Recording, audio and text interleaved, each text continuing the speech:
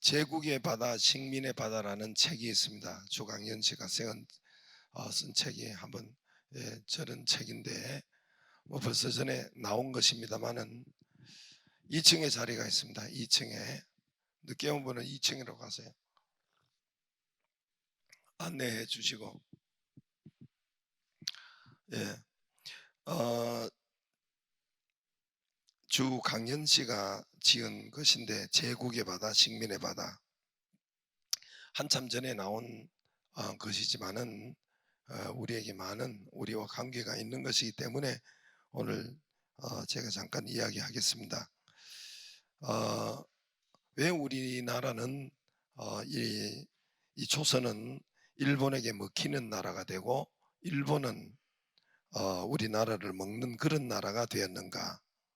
일본 제국주의에 의해서 우리가 36년이나 이렇게 밟히고 먹히고 그리고 지금은 또 그것에 대해서 우리의 뭐 하여튼 이 우리의 약함과 우리의 잘못한 것은 우리가 전혀 개의치 하지 않고 또 그것을 원망하고 불평하고 그리고 또 여러 가지 일본에서 미워하고 하여튼 이 비판하고 이런 것에 모든 것을 저기 또 올인하지 않는가 싶습니다. 그러나 왜 조선은 일본에게 먹히는 나라가 되고 또 일본은 우리나라를 먹는 나라가 되었는가라는 것에 대해서 좀 적혀 있는 것이 저 제국의 바다, 식민의 바다입니다. 이 운명은 바다에서 갈랐다는 것입니다. 먹히는 나라, 먹는 나라. 이 운명은 바다에서 갈렸다는 것입니다. 작은 어촌이 문을 열었느냐 안 열었느냐 그 관계가 있었습니다. 백기를 닫은 바닷길을 닫은 조선 그리고 바닷길을 백기를 열은 일본 이것이 국가의 운명을 갈라 놓았다는 것입니다. 조선시대 때 관문은 항구입니다. 항구 바다로 통하는 항구가 그 나라의 관문입니다. 지금은 나라의 관문이라고 하는 것은 뭐 인천공항이나 뭐 김해공항이나 제주공항이나 이런 항공기가 각 비행기가 주 그 나라의 관문이 되겠죠. 그러나 옛날에는 100년 전만 하더라도 비행기가 없었기 때문에 항구가 온 세계로 또 넓은 세계로 갈 수 있는 곳은 오직 항구였습니다. 항구. 주로 항구였는데 외국과 통할 수 있는 길이 바로 바닷길이었는데 주로 백길로 통해서 외국으로 비행기가 없었으니까 외국으로 나가는 그런 갈 수 있고 외국의 이 문명이 유입되고 새로운 문화가 이렇게 또 태동이 되는 모든 것들도 이 배로 세계로 나가는 것입니다. 그러나 조선은 끊임없이 이 바다의 문을 닫은 것입니다.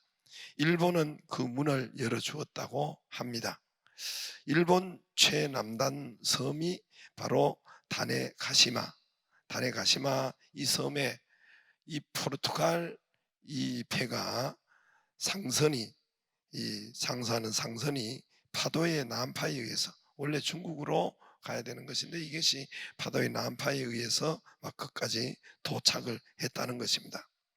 그때 당시로 이 조선은 여러분 들어보신 분은 들어봤죠. 하멜 표류기라고 해서 하멜 이 네덜란드 이 상선이 이 일본을 가다가 우리 제주에서 풍랑을 만나서 임금 배가 뒤집혀서 아무튼 제주도에 상륙을 합니다. 한 38명인가 살아나서 제주도에 상륙을 합니다. 그러나 이들과 우리는 이들을 억류하고 그들을 이렇게 또 이렇게 탈출하려고 하는 사람들을 죽이고 뭐 이렇게 해서 십몇 년 동안 억류하고 문을 닫아 버립니다. 그러나 일본은 거의 비슷한 시간에 이 포르투갈 상선이 이렇게 그 타네가시마 이 섬에 제 최난단 여러분 이름도 모르잖아요. 그런 섬에 이렇게 왔는데 그걸 받아들이고 그 상선 안에 단 한 자루 긴 그 쇠막대기를 주목합니다. 이 쇠막대기가 이렇게 그들이 사용하는데 보니까 이렇게 표적물을 탁 갖다 대고 이렇게 이렇게 방아쇠를, 이게 총이죠. 방아쇠를 당기면은 표정물이 박살이 나는, 쾅 소리와 함께 박살이 나는 이런 신기한 물건, 총이죠. 이걸 그들이 딱 한 자루였습니다. 그 상선에 한 자루가 있었던 것을 발견하고 그 총을 사기 위해서 일본 비싼 값을 치르고 문을 엽니다. 이 실제 이야기예요. 일본은 이 원래 칼의 나라죠. 사무라이 칼의 나라인데 이제 그때부터 총의 역사가 일본에서 일어나기 시작합니다. 혁명적인 것이죠. 여기서 조선의 운명은 먹히는 운명이 되고, 또 그리고 일본은 이 지배의 나라, 제국의 나라, 이 지배의 나라가 됩니다. 그 총은 조총으로 발전되어 가지고 일본은 거듭거듭 발전을 시켜서 이제 인진왜란을 일으키는 근본이 됩니다. 여러분 생각해 보세요. 우리가 전쟁을 하는데 활을 가진 나라하고 총을 가진 나라하고, 여러분 총을 가졌다면은 총을 가진 나라가 한번 사용해 보고 싶지 않겠어요? 한번 전쟁해 보고 싶지 않겠습니까? 그 총 한 자루를 들고 온 그 바다 어촌 다네가시마, 총 단 한 자루예요. 여러분 이것은 아마 인터넷에도 이 이야기가 나올 거예요. 총 단 한 자루인데 이름 없는 항구에 이 문으로부터 이제 열기 시작합니다. 이것이 국가의 운명을 갈라놓았습니다. 일본이라는 나라는 그때부터 지금까지 강대국으로 자리매김하고 있습니다. 그런 운명이 되었습니다. 그러나 우리 조선은 이제 총은 늦었지만은, 그 이후로 그래도 참 억울하지만은, 총은 늦었지만은 바다의 길을 여는 이 어촌은 여는 것은 늦었지만은, 우리나라는, 우리 조선은 다른 문을 열었습니다. 진짜 문을 열었는데 그 문이 물론 우여곡절 끝에, 처음에는 닫았습니다만은 우여곡절 끝에 열었는데, 그것이 뭘까요? 그것이 뭘까요? 예, 복음의 문을 복음의 문이 열린 거예요. 그리고 우리나라는 그 열리자마자, 물론 하나님이 하신 것이지만은 여러 가지 다른 나라에 비해서 여러분 비교도 안 될 만큼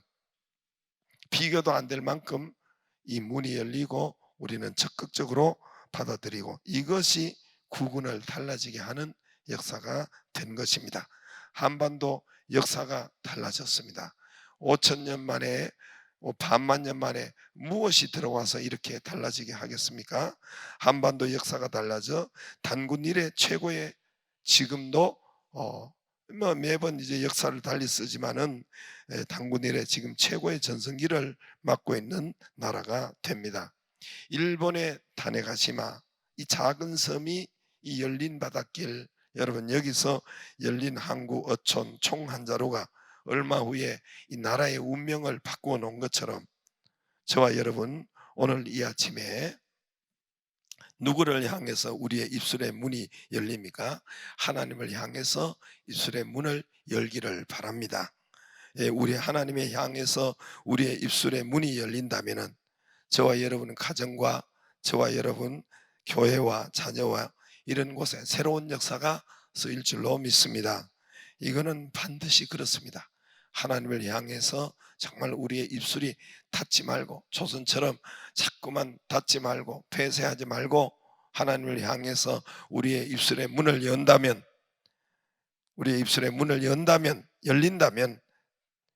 저와 여러분의 가정과 저와 여러분의 우리 교회와 자녀의 새로운 역사가 시작될 것입니다. 할렐루야. 우리가 하나님을 향해 우리가 입술을 연다면은, 닫지 않는다면은, 조선처럼 잠그지 않는다면은 이 자녀의 역사도, 가문의 역사도, 인생 풀리는 축복의 역사도 달라집니다. 오늘 여러분 소경 바디메오의 말씀은 우리가 너무나 잘 아는 말씀입니다. 소경 바디메오가 날 때부터 소경인데 예수님이 마지막 여리고로 지나가는 시간입니다. 여러분 예수님이 지나가는 소문을 듣고도, 예수님이 지나가는 것을 보고도, 여러분 이 바디메오가 가만히 있었다면은 이 바디메오의 운명이 어떻게 됐을까요?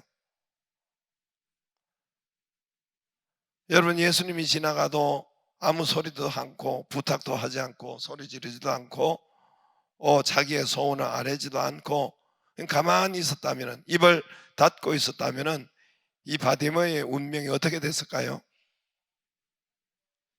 그래도 눈을 떴을까요? 눈을 안 뜹니다. 여러분, 이제 이 누가복음 18장이나 마태복음 보면은 부자 청년이 있습니다. 관원인데 부자 청년인데 예수님 앞에 왔어요.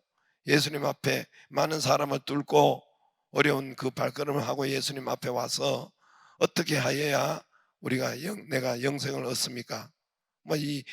자기는 이런 모든 것을 예수님 한 걸 다 했다고 하더라고요. 그러나 예수님께서 마지막에 무슨 말을 했냐면은 너는 큰 부자인데 그 물질을 가난한 자에게 주라 그랬습니다.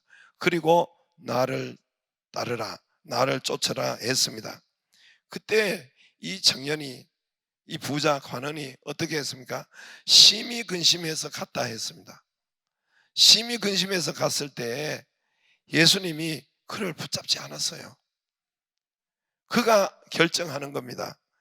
여러분, 심히 근심하여 돌아갈 때 예수님이 그 돌아가는 그 청년에게, 야, 다시 잘 생각해봐라.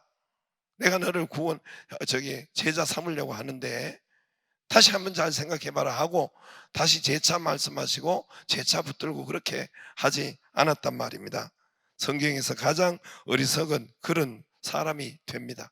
단 한 사람, 예수님을 떠나간 사람, 제자 되기 위해서 찾아왔는데 떠나간 사람이 바로 이 사람입니다.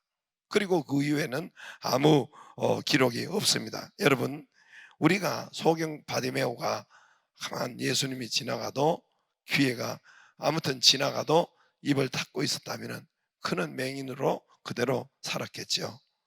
그러나 오늘 이 소경 바디메오가 주님을 향해서 입을 열었습니다. 그의 소원의 입을 열었습니다. 그가, 여러분, 사람들이 시끄럽다 했어요. 시끄럽다 해도, 우리가 좀 부담이 된다고 해도 시끄럽다, 그래 알았습니다, 죄송합니다, 아유, 이랬을까요? 그러지 않았어요. 더욱 소리 질러, 예수님께 더욱 소리 질러 입을 열고 문을 열고 예수님 앞에 이렇게 말씀을, 소리를 쳤습니다. 오늘 우리 이 새벽에 또 이 주간에도 하나님을 향해서 문을 열기를 바랍니다. 입술에 문을 열기를 바랍니다. 입술에 바디메오처럼 부르짖고, 다윗의 자손이여 여러분 소리치고 부르짖고 하나님을 향해서 열기를 주의 이름으로 축복합니다. 우리의 역사가 달라집니다. 여러분, 총한자루가 저 일본 최남단에 우리가 알지 못하는 그 어촌에 문을 열었던 그때부터 여러분 역사가 달라진 것처럼 저와 여러분이 하나님께 입술을 여는 그때부터 우리의 역사가 반드시 달라집니다. 우리 가정도 우리 할매가 이 새벽에 문을 여는, 하나님 앞에 문을 여는 그 시간부터 우리 집안의 역사가 달라진 것처럼 저와 여러분도 이 은혜가 있기를 바랍니다. 하나님 향해 입술을 열기를 주의 이름으로 축복합니다. 기도하겠습니다. 살아계신 하나님 감사드립니다. 이 은혜가 우리에게 있게 하여 주옵소서. 주님, 오늘 감사로 하나님 주님 앞에 드립니다. 또 근로장학금 받게 해주신 것 하나님 앞에 감사로 드립니다. 살아계신 하나님, 하반기에 또 특별새기도 여는 감사를 드리게 하심을 감사드리고 역사가 있게 하여 주옵시고 이 감사로 드리게 하심을 감사드립니다. 선교원금을 드립니다. 그 은혜로 역사해 주옵소서. 주님 축복합니다. 이제는 우리 주 예수 그리스도의 은혜와 하나님의 사랑하심과 성령의 교통하심의 역사가 오늘 주의 전에 우리 또 특세에 함께 온 우리 모두에게 이제와 영원히 함께 계시기를 축원하옵나이다. 아멘.